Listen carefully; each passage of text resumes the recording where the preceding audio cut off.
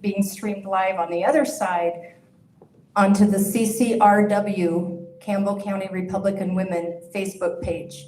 So to find that page, I keep thinking if I step away, it'll work. CCRW, and then the spelling, Campbell County Republican Women. It is being streamed live there, hopefully soon on YouTube.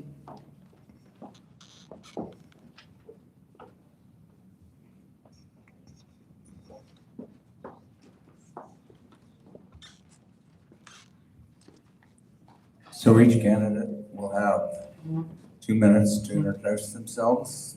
Megan, you're first. Well, good evening. It's wonderful to be here in Campbell County. I want to be very clear. The race for governor is a race for the future of Wyoming, and we have a decision to make. Are we going to accept the status quo, or will we decide that Wyoming is meant to lead? And that decision will not be made in the hallways of the capital of Cheyenne. It will be made in grassroots rooms just like these. Now, I get it. I don't look like your average career politician, but I think that's exactly what Wyoming needs right now. I'm a Wyoming ranch kid whose parents clawed their way into the middle class, a University of Wyoming graduate who built a career in the fossil fuel industries, starting here in Gillette for Cloud Peak Energy. And I believe that Wyoming is worth fighting for, because when you see what's happening across this country, let's be honest, our way of life is at stake. We have boys literally playing in girls' sports. We have radical environmental groups that are trying to shut down our industries in the state of Wyoming. We have in the state of Wyoming, our Supreme Court just determined that abortion is healthcare. That is what is at stake. And we need leaders who are going to fight like hell on our behalf. That's who I am, and that is why I have the support and endorsement of President Donald Trump and Harriet Hageman. As governor, I will protect our Second Amendment rights, the rights of the unborn. I will unleash energy dominance, produce more Wyoming energy. I'm running for governor because I'm tired of young people leading the state of Wyoming. And I'm running for governor to reform state government. 4 years ago, when I ran for superintendent, I told you exactly what I plan to do, and then I did it. That's what we need to expect out of our elected leaders. With bold, unapologetic leadership in the state of Wyoming, we will not just survive, we will thrive, and we will set a standard for the rest of this country to follow. Thank you.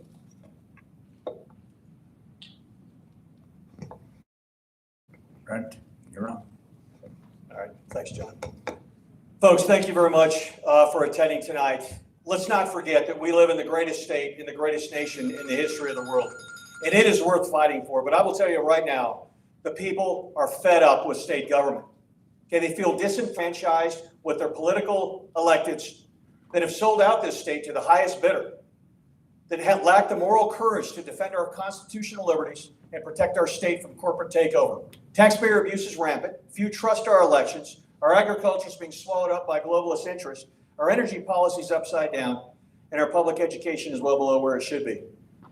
As a Wyoming native, graduate of the UW Engineering College, United States Naval War College, retired Marine Corps colonel, aviator, and combat veteran, my whole adult life has been about leadership, about principled conservative leadership, or one who has an unwavering belief in individual sovereignty, self-governance, American exceptionalism, and absolute truth as defined by God.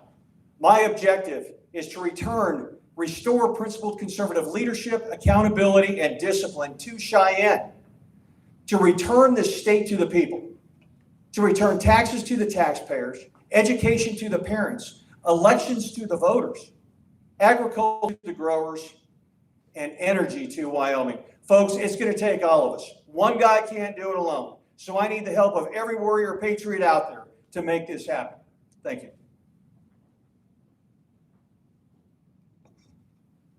Brent, the first question will go to you. What processes of the nuclear industry would you support in Wyoming? That's a good question. Here's what I'll tell you. My background in the military, in the Marine Corps, I did nuclear command and control, very familiar with it. I've been on our nuclear aircraft carriers, nuclear subs. I haven't deployed on them, but I'm very familiar with how these things work. Okay, nobody does nuclear better than we do here in America. Nobody does. Okay, now, number one is I do not want Wyoming to be the repository, the permanent repository for spent nuclear fuel. I will not allow that to happen on my watch. Second is people of Wyoming benefit via taxes. tax revenue off of this. Right now, with the current plan, it wouldn't be until 2046 until we saw tax revenue off of this.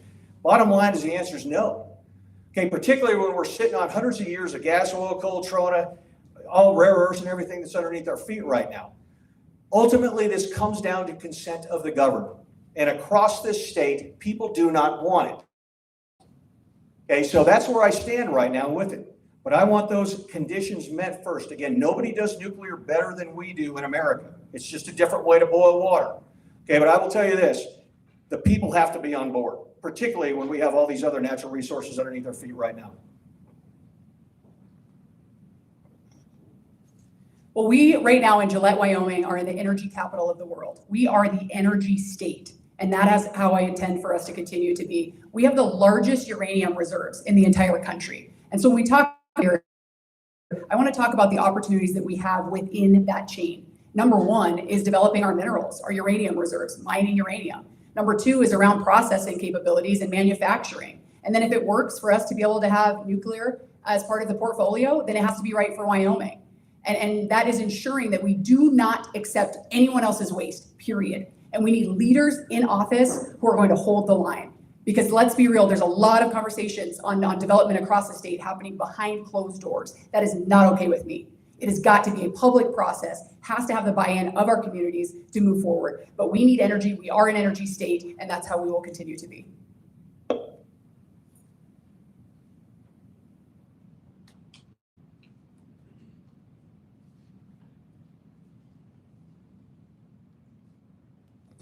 You have 1 minute to review. Well, I tell you what, folks, I want this stuff out of the ground. Uranium, all the rare earths, we got to make it work. Okay, sell it to whomever, whatever customer's out there for it. Okay, but we've got it right here in Wyoming. Okay, and we need to get it out of the ground.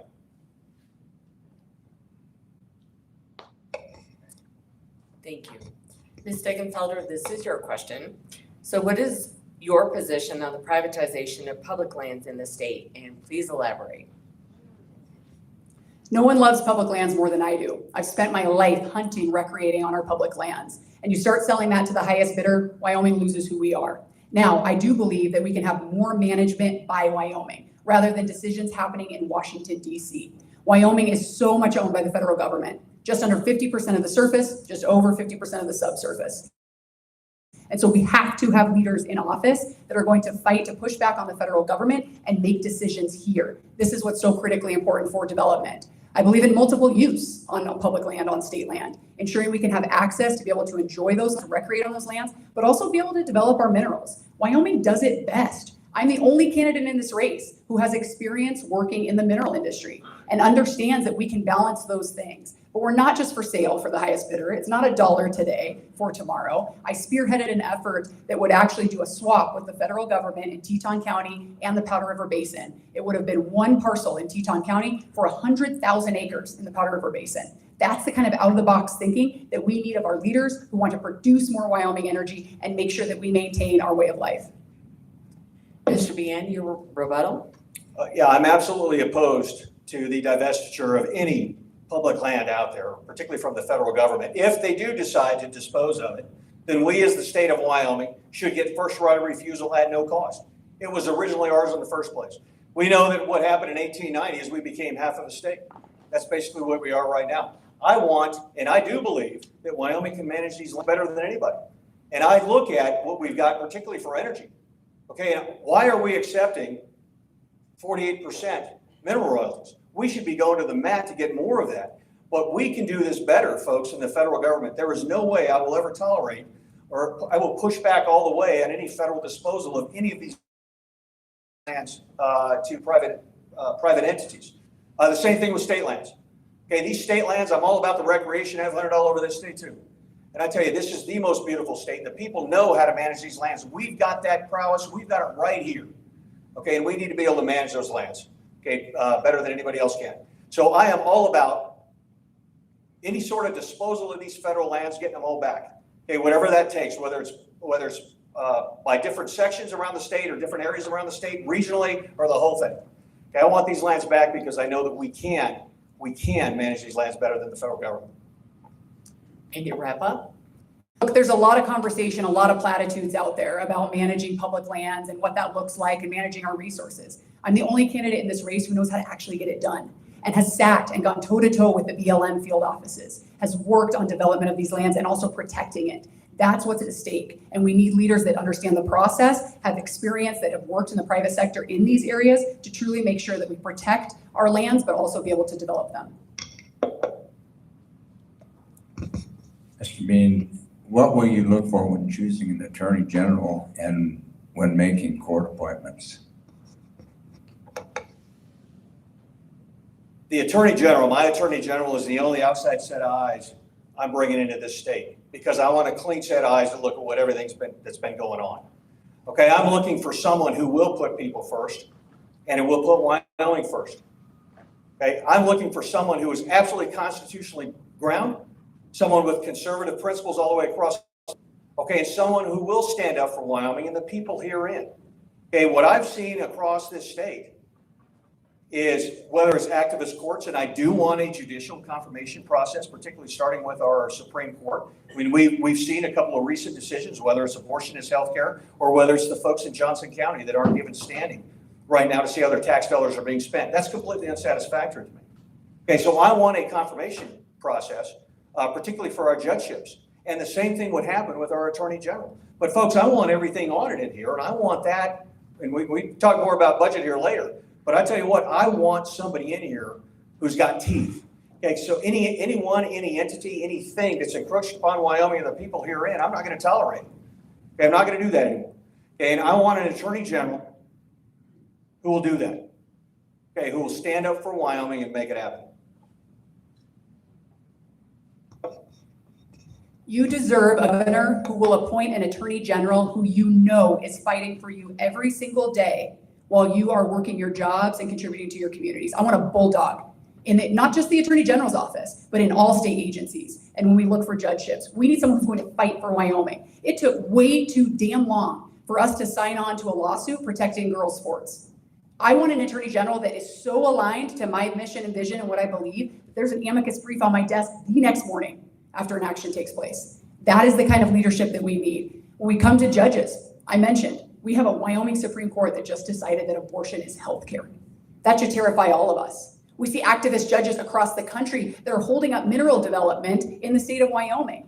We have to ensure that we have people that are aligned to our values, our conservative values across state government, and ensure that that process, our judges are not activist judges, but are working on our best interests. And that's exactly what you'll get out of me in the governor's office. Yeah, folks, I tell you, we cannot tolerate what we've seen. Okay, my in-state objective for rebalancing government is to put the legislature back up top, followed by the executive, followed by the judiciary, the way it's supposed to be. Okay, and ensure that this never happens again. Okay, where we have an activist court and an out of control here executive. All right, Ms. Degenfelder, this question is for you. How will you balance Wyoming legacy industries with green energy? Well, I have a fundamental problem with green energy when it is trying to compete with our legacy industries. I told you I worked in the coal industry. I cut my teeth at Cloud Peak Energy, and then I worked for an oil and gas producer. I'm third generation in my family to work in oil and gas. And so I've fought tooth and nail against the renewable industry because it has an unfair playing advantage. I'm also an economist. And so I'll tell you the way that you kill the green energy. You make them play on the same playing field. No more tax subsidies, no more handouts, ensuring the regulatory environment is just as equal. I shouldn't be fighting with a chipped paint on our tank because we're trying to blend into the surroundings and protect from birds when wind turbines can fly freely, bright white in the air, killing any bird in sight. That's a problem.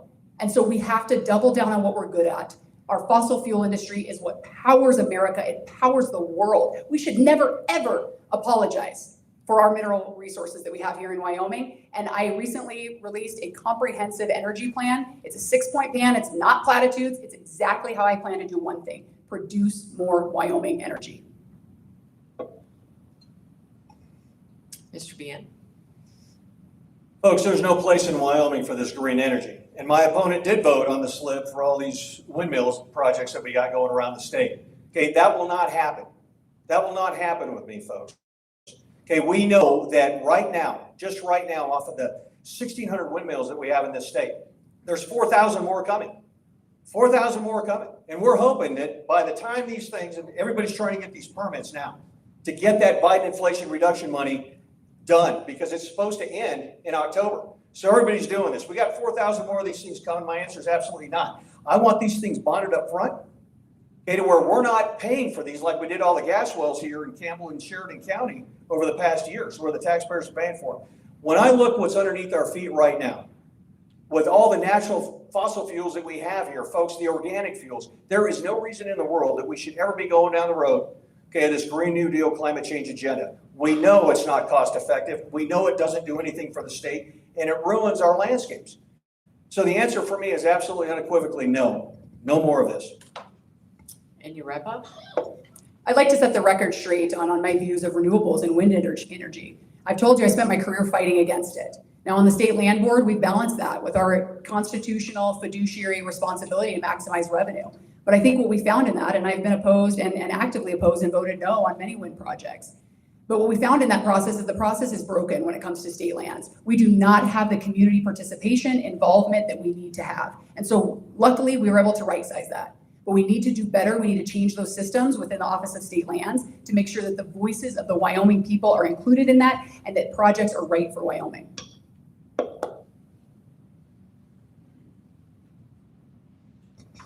Mr. Bean, do you think there's an illegal immigrant problem in Wyoming? Explain your answer.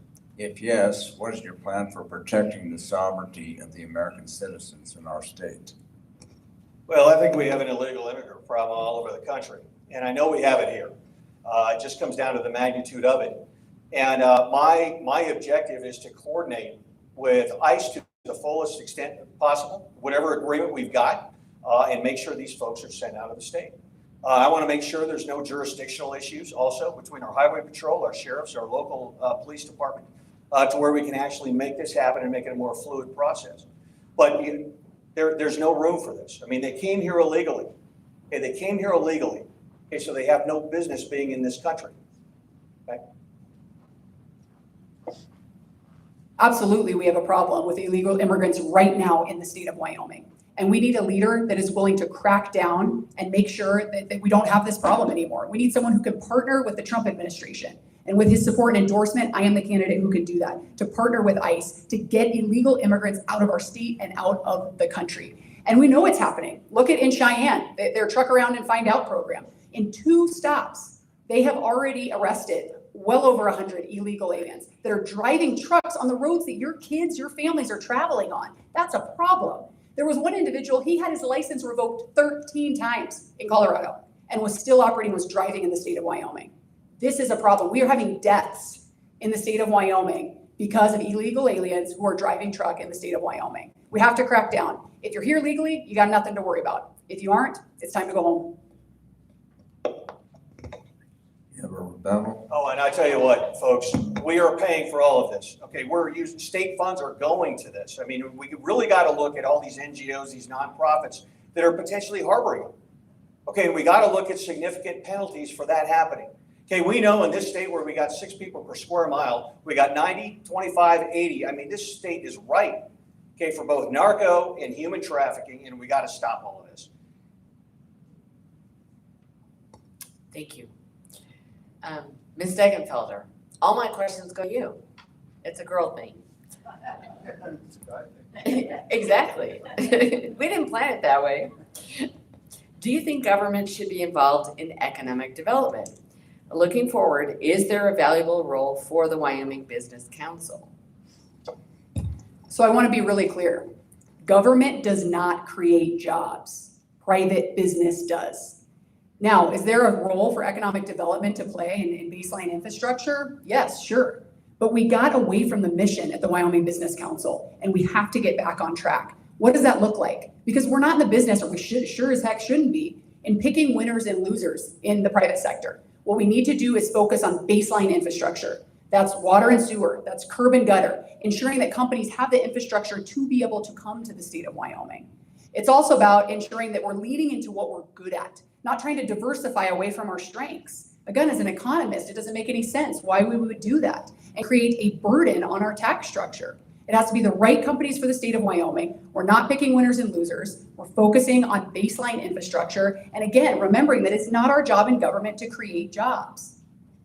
Mr. Bien.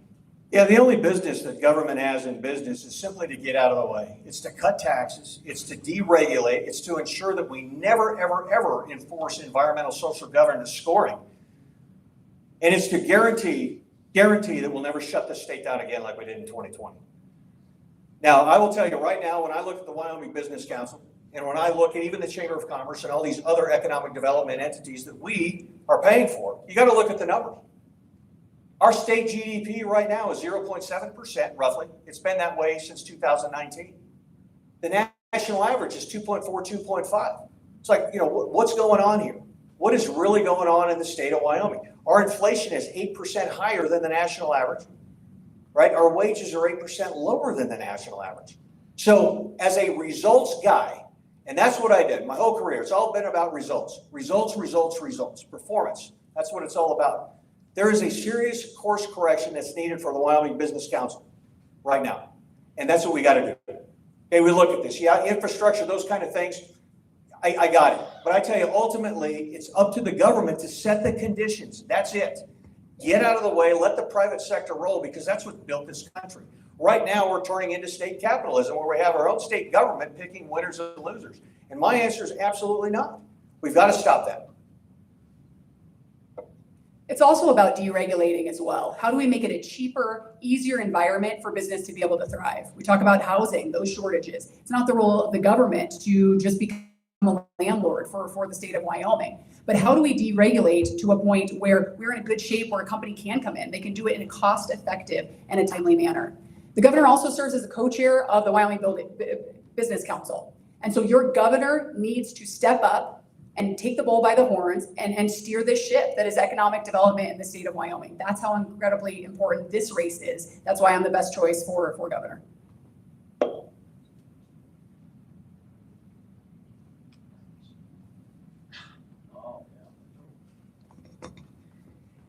So, Mr. Bean, what is your position on forensic audit in the state government? What is the expectation to root out fraud when it is found? Oh boy, I tell you what, this is one of my biggest things, folks. It comes down to accountability, trust through transparency, accountability through audit. My past career, that's what it was all about. Okay, anytime I would take over command or whatever it was, I'd want to know where my baseline was. So I'd come in and have everything audited because that's my zero. This state has not done a full-blown budgetary audit since 1989. Okay, after we got rid of the state examiner. And of course, those authorities were put underneath the governor.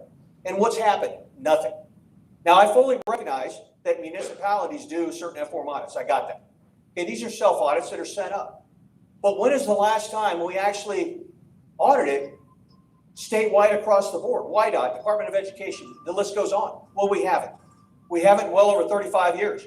And the answer is no. Everybody in here deserves to know the final resting place of every tax dollar out there. And I want to ensure that every tax dollar is being spent statutorily for its intended purpose. You guys deserve it. Now, we just saw what the Supreme Court did, okay, when Johnson County sued, right? They sued because they failed so many audits. And the Supreme Court said that the people did not have standing to see how their money is being spent. Article 1, Section 1 of our state constitution puts you guys in charge, puts all of us in charge, and that's my intention with it. And when the time comes, and I tell you, when the time comes, whoever's bellyaching loudest is going to get audited the first, okay, because we got to see this. We got to do this. We have to do it. And when the time comes, folks, let me tell you, that entity, whatever it is, will get the appropriate disciplinary measures, whatever it is. We should be auditing every single state agency, every single budget line all the time, continuous improvement every single year. That's the job of the governor, who puts together all of these state agencies and these budgets for the legislature. I'm the only candidate in this race who has experience running one of the largest state agencies. And I can tell you this last budget session, I'm only one of 2 state agencies that brought a reduced overall budget to the legislature. It's hard work. You got to roll up your sleeves. You got to go line by line and figure out where can we make cuts? How can we slow this growth of government? And government is a beast, and you need someone in there who can tame it and who knows how to do it. And so that's what I bring to the table. That's exactly what I've done with my state agency. We have to get a handle on it. We have to find efficiencies. We want to provide our baseline services, health and safety, road infrastructure for the people of Wyoming. But when we start to add more and more fat, it's not okay. It's on the backs of our taxpayers. And so all the time we should be working hand in hand with the legislature. We need an executive that can work with the legislative branch. We need to get back to being hand in hand, working together to stop the growth of government. And that's what I'll bring to the table. Well, I tell you what, I've got plenty of experience auditing. I mean, one of the biggest projects, far bigger than our state government, I knew where every penny was going, that I was managing, okay, on the islands of Guam and Tinian. Huge, huge thing. All of this stuff, folks, it does come down to accountability. Okay, you deserve it. Everybody in this state deserves to see how this money's being spent. And I want to make sure, because for me, it's about trust. Okay, and right now, people do not trust their government. Okay, and one of my objectives is to renew and somehow restore that trust in government, because all we need is a little bit to put us back at our rightful place on number one across everything good, whether it's on a per capita basis or not. And it's not just budget line items either. It's the way that government operates, the inefficiencies that exist there. We need to have a state government that has a mindset of how do we get to yes, not that's how am I here to add regulation? How am I here to make things more difficult? And so it's beyond even just our expenditures and how we think as a state government. How do we make it quicker to be able to develop if you're a private business? How do we make it easier for you to get the information that you need, whether it's a public records request, you name it. Your government needs to work harder and better for you, and that starts with leadership. You need leadership in the executive branch, in the governor's office, to really set the tone for all of state government, and that's what I've done at the Department of Education. Okay, next question. Please describe your plan to protect the unborn. This is a great question because, like I said, we are in crisis mode here in the state of Wyoming. We are now one of the most openly abortion states in the country because of that ruling by the Supreme Court. Life starts at conception, and there are no exceptions when it comes to my beliefs in that we should not have abortion. And we need a leader in the governor's office that, again, is going to appoint a strong attorney general, going to appoint strong judges that believe in that, and be able to partner with the legislature to find how we create laws that will withstand, how we ensure that in the state of Wyoming, we are not open for abortions. The director of the clinic in Casper, when we just got this ruling, she said, and I quote, she was delighted to begin services again. Guys, we're working against the devil here. This is really a moral, this is warfare with our morals. And so we have to step up. We need our leaders to be able to do that. Folks, for me, there are no exceptions. Life does begin at conception. Wyoming Right to Life recently endorsed me, and I'm very happy about that. I look at this, and I'll share this quick story here. I remember not long ago, a 6-year-old kid got shot in the head. We were trying to get this kid to a medical facility, and we couldn't make it. And I tell you what, I've always been very staunch, okay, on pro-life. But let me tell you, there was something about that. Even though it was a 6-year-old child, something about that said, never again. Ultimately, I have to answer to our Creator, just like we all do.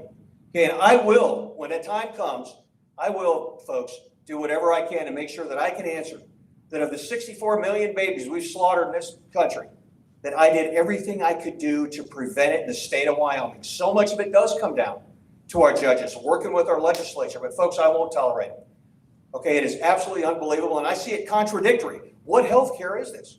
I mean, what disease are they trying to cure here? What our state Supreme Court said. I mean, there is no excuse for any of it. There is no excuse for any of it. Now, I do believe that with those young moms or whatever the deal is that's out there, is that are soon to be moms, that that those type of alternative health cares, or when it comes down to providing those for the moms, new soon to be moms, that we encourage that. And I've been to the ones in Casper all around the state. And that's what we got to do. That's what we got to do. But the last thing I want is any more abortions in this state. I think this should be a call to each and every one of us, that these babies that we're talking about, who are aborted, who are killed, who are murdered, they cannot stand up for themselves. They can't fight for themselves. They need leaders who are willing to do it without ever having met them. And that is why this race is so critically important. Track records matter. Legislative voting records, they matter. And I encourage you all to look at those and see who actually is pro-life in this race. Mr. Bean, what is your strategy to promote election integrity? Folks, I know exactly what's going on in our elections, okay, in this state.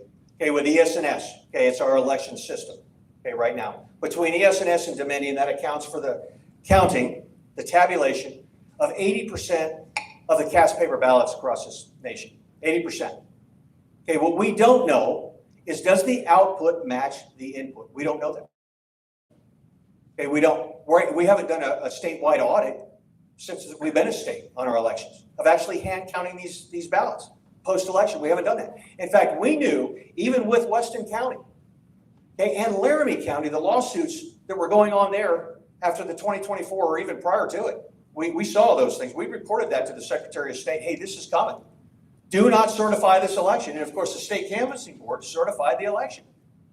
But as long as we are doing elections the way we are doing them in this state, I guarantee I will never vote to certify an election in this state, nor will I allocate any money toward it. Okay, the people deserve to know. This is the absolute basis of our constitutional republic. It's one thing for every vote to count. It's something entirely different for every vote to count for the intended recipient. And I want to know. That's why the fact gave us 2.5 months. Okay, to make sure we get it right.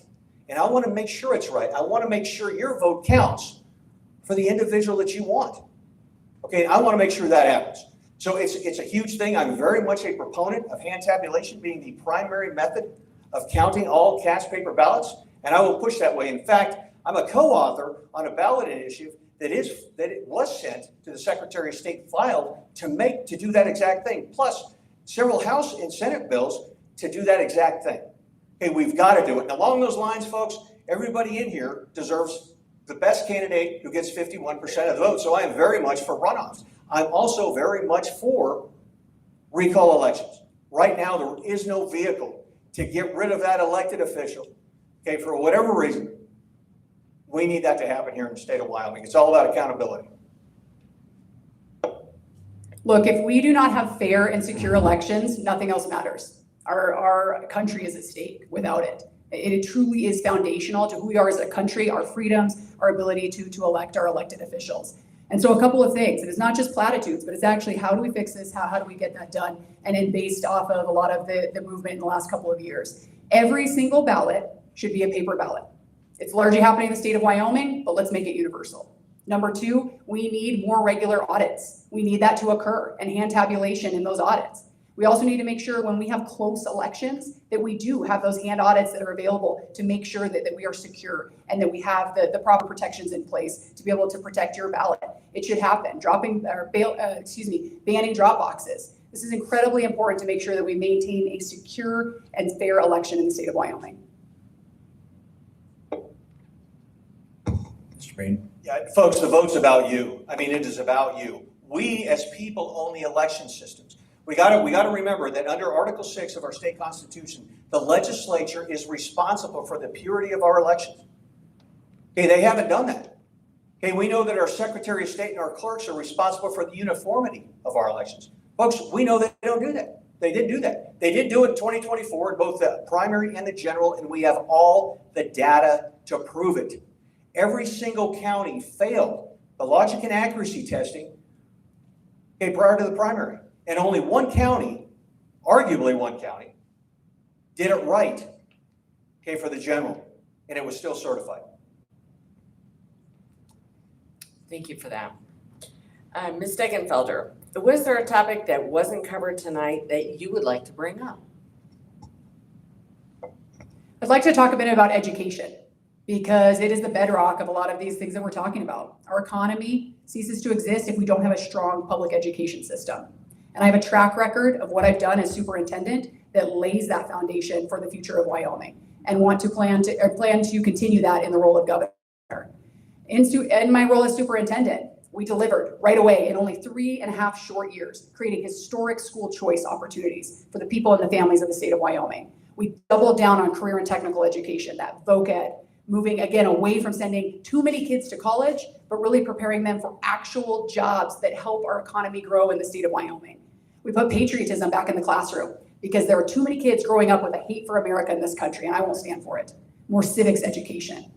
We produced literacy reform and put parents back in charge, parental empowerment by creating more transparency, getting pornography out of the schools and out of the libraries, and finally banning boys and girls sports. That's a track record that you can use to see that I'm about results. It's not just talking about these issues, but actually delivering on them and delivering on those that for too long we said couldn't be done. But making sure that our education system is based on the Wyoming people, our values, and we can thrive, and that your children, your grandchildren will have jobs and be productive American citizens. And you, sir? Do I respond to that? No, you bring up your own topic. Oh, okay, oh, very good. We're veering. Oh, man, I'm saying, I love that one too. It's up to you. Okay. I will tell you, you know what, because education is so near and dear to me. Folks, we should accept nothing but absolute excellence from public education. Absolute excellence. You look at the standards right now that we have in this state, okay, for 3 through 8, and then high school standards. And how could we possibly accept, and this is the Every Student Succeed Act of several years ago, how could we possibly accept a 39% proficiency in reading from our seniors in high school? I mean, what is going on here? So do we not care about the other 61%? Folks, what I want in this is you tell me, I look at this and it's like, why can't we have 90% in 5 years? Vice, the metrics that are currently in there in 15 years, by 2030 is when it's really supposed to be there. Why can't we not do that? I look at inefficiencies, whether it's the Department of Education, the school, the State Board of Education, what kind of duplicity, things that we have in there? These kids, not all of them are going to go to college. So when we look at how these kids learn, holy cow, we've got to focus on that, because we used to have unbelievable. Back in the 80s, early 90s, we'd have kids that were at an 80 percentile. Now we're lucky to get them at the 30 to 40 percentile. We still have inappropriate materials in the libraries. Okay, this is completely unsatisfactory to me. The thing is these kids, we've got to put the focus on the kids, the priorities on the kids and not the system. Okay, because the system is bloated. We're spending close to $24,000 annually per child. On the reservation, it's about $60,000 per child. To what end? With a 9% graduation rate on the reservation. Okay, there is a lot of work to do here. But we have to put the kids first. Okay, not the system. Okay, there has to be disciplinary measures in there for somebody, whether it's an educator, administrator, whatever it is. If they're not cutting the mustard, we got to be able to remove them, because we've got to put the kids first. Okay, what I want these kids to be able to think. Okay, not all of them are going to go to college. Some are going to go do technical, some are going to drop out. That's just the way it is. At 17, they can do it. But they should have that choice, and the school is not a one-size-fits-all. Okay, this is one of those things to where we teach these kids, we teach them, and I can tell you right now, one of the very first executive orders that I do is to make sure that all the 344 public institutions in this state do the Pledge of Allegiance, because I know they're not doing it in the morning. Some of them aren't. Thank you. I would just also add the topic of water that we haven't talked about tonight, and it is everything. Life ceases to exist without it, and we need someone who's going to fight to protect our water rights. For too long, we let those downstream states steal our water. We cannot allow that to happen anymore. And so having someone in the governor's office that can fight for our water rights in the state of Wyoming against Arizona, Colorado, California, and ensure that we're thriving and we can have a strong agriculture industry, but we also have water to be able to survive. And that's what we really need. In the next 5 to 10 years, that will be one of the largest issues facing Wyoming. Well, Yes, sir. okay, folks, I will tell you, agriculture is a big part of my platform. Okay, the first thing I'm going to do is declare agriculture as critical infrastructure, because without our farmers, without our ranchers, we don't eat. Okay, what I've seen right now, and suicide rates in particular of our growers, is surpassing that of veterans. You know that there's a problem, whether it's ad valorem, whether it's the overregulation, whatever it is. I've been to so many small butcheries around this state, and I'm like, what do you need? I.e., not money, deregulation-wise, from these things to grow. What do you need to grow into a mid-sized butchery? What do you need? Because folks, the market is there for grass-fed. Nobody grows beef, nobody grows lamb better than we do. We got to remember what's on our state seal. right? It's the grain, it's the livestock, it's the mining, and it's the oil that built this state that's going to carry us into the future, folks. And I have every intention of standing up and protecting our growers. Thank you. Thank you both. You both spoke so concisely. You didn't use all your time, so we finished a little sooner than we expected. I've got one question left, and here it is. We're going to depart from the typical standard and protocol. So, are you willing to pledge here and now to support and uphold a minimum of 80% of the Republican Party platform? In our minds, this question is not up for debate. So we'll give each of you up to 2 minutes to elaborate on your answer. That's a great question, and it is crazy that we even have to ask that. But yes, absolutely. If someone calls themselves a Republican and cannot support 80% of the platform, we got a problem. And we got a problem here in the state of Wyoming. When you look at the number of folks that are registered as Republicans that do not act as Republicans and are not true conservatives, there's a difference between being a Republican and being conservative. And that's why you see on my sign, conservative Republican. And we have a problem. Here in the reddest state in the country, it took us so long to get school choice passed. It took us several sessions to even ban boys and girls sports in the most conservative state in the country, allegedly. That's a problem. When someone cannot align with our values, but yet registers and identifies as such. And so we've got to start holding our leaders accountable. 80% is a no-brainer, and we need to require that out of our elected officials. Well, I tell you what, I expect anybody to call me out if it's not 100%, without a doubt. I mean, this state, the party's been co-opted. You have to have an R behind your name to win in this state, unless you live maybe in certain counties, certain precincts.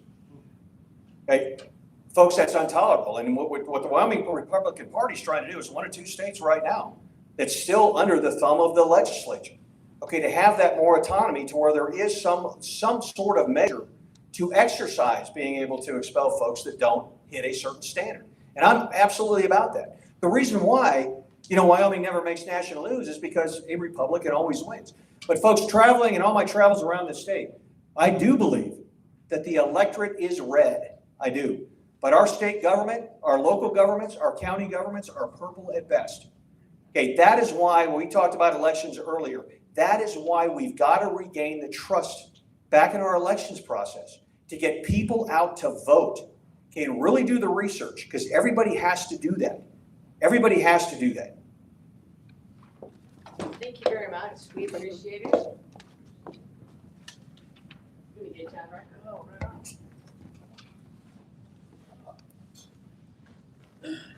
Gracias.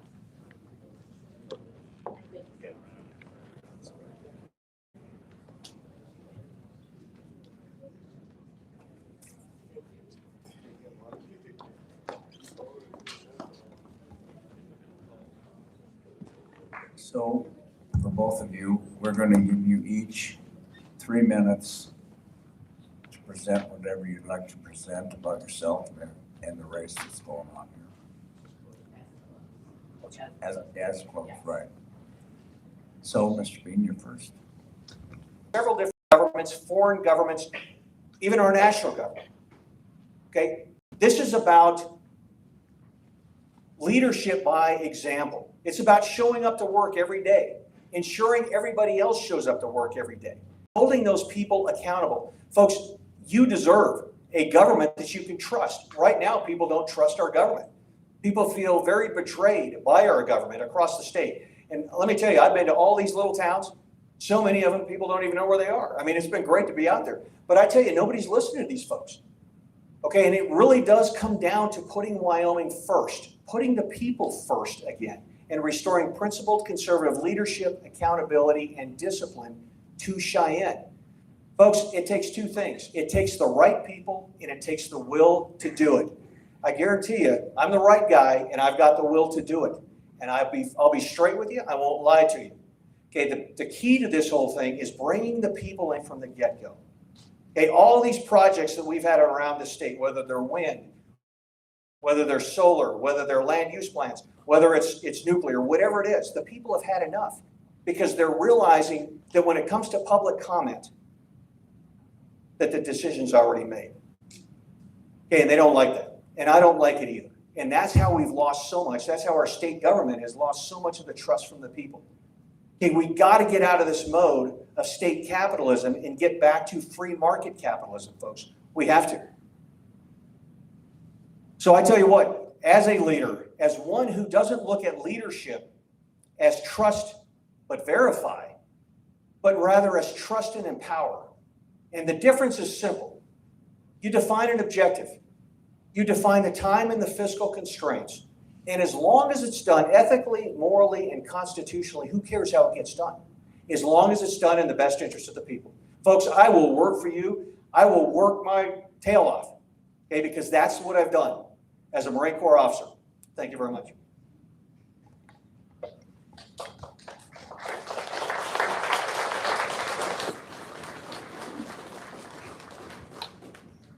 Ladies and gentlemen, we truly are at a crossroads in the state of Wyoming. And then we do have a choice to make. If we will accept the status quo and we will just float like the rest of this country and lose our freedoms, lose our way of life, just like has happened in states like Colorado, or if we will decide that Wyoming is going to lead unapologetically and be a beacon of hope for the rest of this country to follow.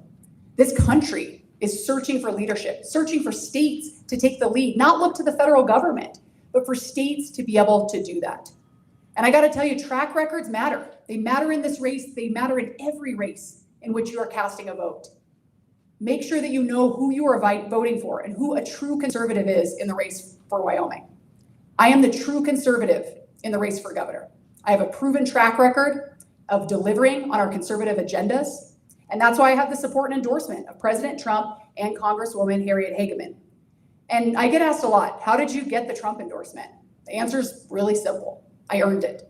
I've been working with the Trump administration for the last several years in dismantling the Federal Department of Education, protecting our girls' sports, getting pornography out of libraries. And we need leaders in states, and President Trump knows that, to be able to deliver at the state level.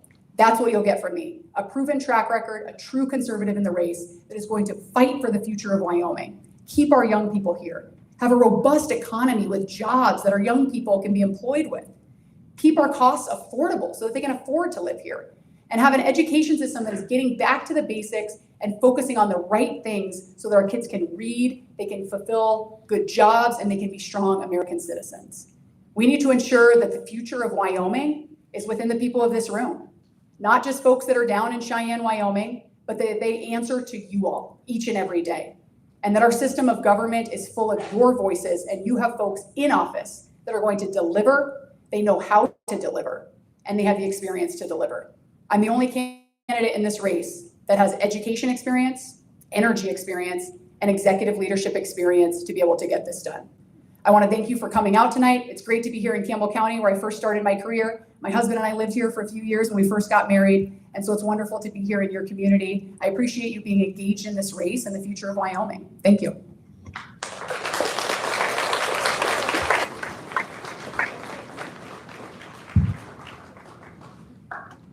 Okay, that concludes our debate. I want to thank the candidates again, Megan Degenthaler and Brent Bien. Also would like to thank the moderators, Laura Cox, John Havila, and our timekeeper, Janet Mader. I'd like to shout out to the American Legion for letting us have this event here. I thank the Wyoming Republican Party, Campbell County Republican Party, the Campbell County Republican Women, and our debate committee for all the hard work they put in. I'd also like to thank the sheriff's officers who were here tonight. And we'll have another debate here, same time, same place next week. Good night.